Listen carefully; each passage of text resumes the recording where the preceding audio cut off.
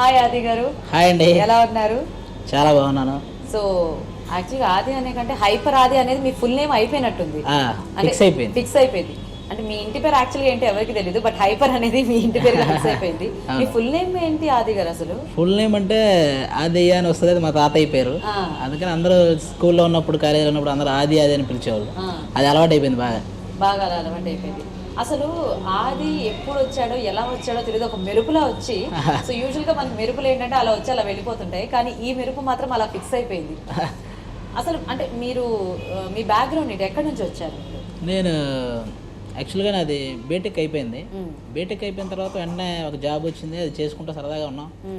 ఒకసారి ఫ్రెండ్స్ అంతా కలిసి ఒక చిన్న షార్ట్ ఫిలిం చేసాం మొబైల్లో, చిన్న షార్ట్ ఫిలిం. అది చూసాక అభి అన్న దగ్గర నుంచి మన జబర్దస్త్, అంటే మేము బీటెక్లో ఉన్నప్పుడు జబర్దస్త్ బాగా చూసేవాళ్ళం. మా ల్యాప్టాప్లో కూడా జబర్దస్త్ మంచి వీడియోలు ఉండేవి.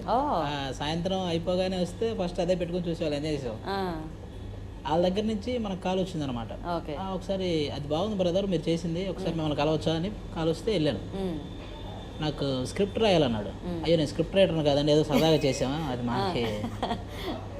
అప్పుడు చిన్నగా నంబర్ అయితే దొరికింది కదా, జబర్దస్త్ మనం చూస్తున్నాం, అలాంటి దాంట్లో మనం కనపడితే ఎలా ఉంటుంది అనే సెన్స్ వచ్చేసింది. చిన్నగా మెసేజ్ పెట్టేవాడిని, అన్న కొంచెం అభికి చిన్న చిన్న క్యారెక్టర్ ఏదైనా ఉంటే చూడండి అని. ఒకరోజు పిలిచాడు, చిన్నది ఒకటి. అలా అలా వాళ్ళతో పరిచయం పెరిగింది. చిన్నగా డైలాగ్స్ అందించడం వాళ్ళకి, అప్పుడప్పుడు ఏదైనా మనకు వచ్చినాయి అవి వాళ్ళకి నచ్చడం, చిన్నగా టీంలో నేను కూడా ఒక పార్ట్ అయిపోవడం, అలా అలా ఇలా